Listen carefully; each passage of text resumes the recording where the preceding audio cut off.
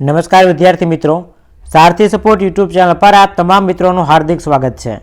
तो आजना आ वीडियोनी अंदर धोरण 12 मनोविज्ञान विषय में विभाग ई प्रश्न आपणे जवाब साथे समझीए छीए एनो भाग 2 जोवानो छे। जो भाग 1 नो विडियो ना जोयो हो तो चेनलनी प्लेलिस्ट में जई अने मनोविज्ञाननो भाग 1 विगतवार समजूती साथेनो विडियो जोई लेजो, जेमां तमने मैं 2 प्रश्न समजावेला छे अने आजे आपणे बीजा 2 प्रश्न समजवाना छे। आ 2 विडियो जोई लेशो एटले तमारा 10 मार्क्सना प्रश्न छे ए कवर थई जशे, केम के 4 प्रश्न आपेला हशे एमांथी कोई पण 2 क्वेश्चन तो डेफिनेटली तमने परीक्षामां हशे ज। तो सौथी पहेला आपणे गया विडियोनी वात करीए तो ध्यानना वस्तुलक्षी निर्धारको उदाहरण सहित समजावो। आ प्रश्न आपणे विगतवार समजी गया छीए अने त्यार पछी घ्राणेन्द्रियनी प्रक्रिया अने संवेदनना कोषोना नाम आपी विगते समजावो। आ 2 प्रश्ननी आपणे जवाब साथे समजूती मेळवी लीधी छे। हवे आपणे वात करीए त्रीजा क्वेश्चननी, प्रत्यक्षीकरणमां संगठनना नियमो समजावो। आ प्रश्न आजे आपणे समजवानो छे। प्रत्यक्षीकरणमां अनेक संवेदननुं संगठन थाय छे अने आपणे पदार्थने एक एकम के समूहना रूपमां अनुभवीए छीए। आ संवेदनोना एक तरेना रूपमां थता अनुभवने प्रत्यक्षीकृत संगठन कहे छे। प्रत्यक्षीकरणमां संगठननो अर्थ, प्रत्यक्षीकरणमां संगठनने एटले विविध प्राथमिक संवेदननो एक तरे तरीके, जूथ तरीके के एक एकम तरीकेनो अनुभव। आपणे वस्तु के पदार्थनुं प्रत्यक्षीकरण एक एकम तरीके करीए छीए, तेना अलग अलग विभागोमां नहीं। दाखला तरीके शाळाना मकाननुं प्रत्यक्षीकरण करती वखते बारी, बारणा, पगथिया, मैदान, ईंट, सीमेंट वगैरेનું अलग अलग प्रत्यक्षीकरण करवाने बदले शाळाનું મકાન એમ એક એકમ તરીકે પ્રત્યક્ષીકરણ કરીએ છીએ। ભૌતિક પદાર્થોની ગોઠવણીના સંકેતો કે નિયમો તેમજ વ્યક્તિના અનુભવો અને વલણને કારણે પણ સંગઠન થાય છે।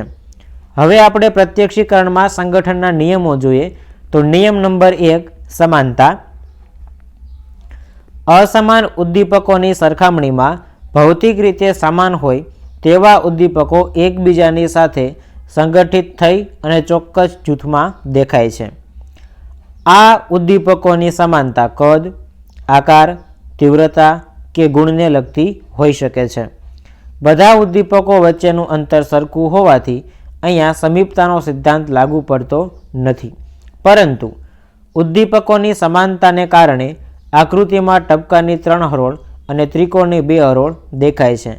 टपका अने त्रिकोणना वैकल्पिक स्तंभो देखाता नथी कारण के तेमनी वच्चे समानता नथी। आवी रीते जे आकृतिओ आपेली हती त्रिकोणवाળી अने वर्तुळवाળી,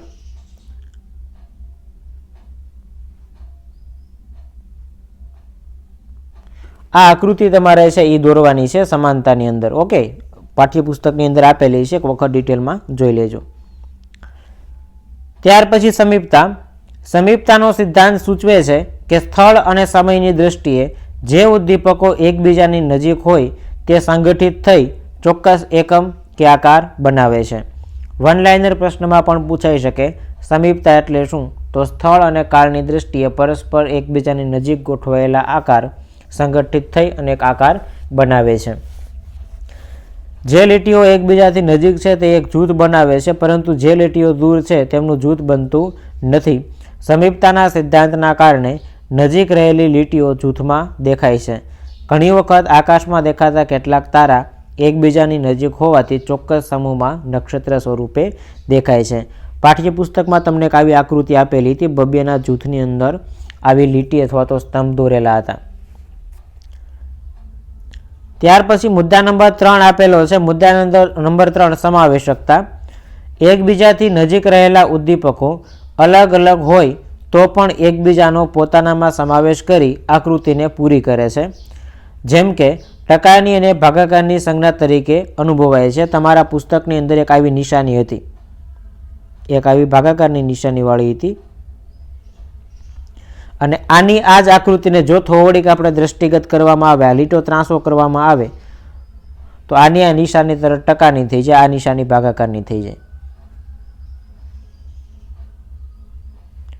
પ્રત્યક્ષીકરણમાં સંગઠનના સિદ્ધાંતો ફક્ત દ્રષ્ટિગત પ્રત્યક્ષીકરણમાં જોવા મળે છે આવું નથી, પરંતુ અન્ય જ્ઞાનેન્દ્રિયો દ્વારા થતા પ્રત્યક્ષીકરણમાં પણ જોવા મળે છે. દાખલા તરીકે સંગીતમાં સંભળાતું લયનું કારણ સમયની સમીપતા તેમજ સ્વરભાતની સમાનતા છે. સ્વર, લય, તાલ, આરોહ અવરોહ વગેરે એક ગીતની રચના કરે છે. અહીંયા પ્રત્યક્ષીકરણમાં સંગઠન છે. શાસ્ત્રીય સંગીતમાં વિવિધ રાગો આના કારણે જ રચાય છે. ત્યાર પછીનો મુદ્દો જોઈએ પૂરકતા. કેટલાક ઉદ્દીપકો, પદાર્થો કે આકૃતિઓ વચ્ચે થોડીક ખાલી જગ્યા કે અધૂરી જગ્યા હોય તો પણ આકૃતિને બંધાયેલી કે સંપૂર્ણ રૂપમાં જોવાનું વલણ પૂરકતા તરીકે ઓળખાય છે. ઉદ્દીપકનું અધૂરું કે વચ્ચે જગ્યાવાળું હોય આવા ઉદ્દીપકને આપણું મગજ છે એ પૂર્ણ ઉદ્દીપક તરીકે જોવાય છે. આકૃતિની અંદર એક આકૃતિ તમને આપું છું. માનો કે આવી રીતે આમ તમને ડોટ ડોટ ડોટ ડોટ કરી દીધા હોય તો આ તમને એક ત્રિકોણ તરીકે, આવી રીતે આમ ટપકા ટપકા કરી દીધા હોય તો એક વર્તુળ તરીકે પૂર્ણ રીતે આપણું મગજ છે ટપકાને જોડી નાખે. એટલે આકૃતિમાં સીધો અને બીજો ઊંધો એમ બે ત્રિકોણ એકબીજા ઉપર દેખાય છે. ટૂંકમાં આકૃતિ આપણા પુસ્તકની છે. ખરેખર તો સીધો ત્રિકોણ દોરેલો જ નથી, પરંતુ આજુબાજુના અપૂર્ણ કાળા ચોરસમાંથી મળતી અધૂરી માહિતીને પૂર્ણ રીતે જોવાનું મગજ છે એ વલણ ધરાવે છે.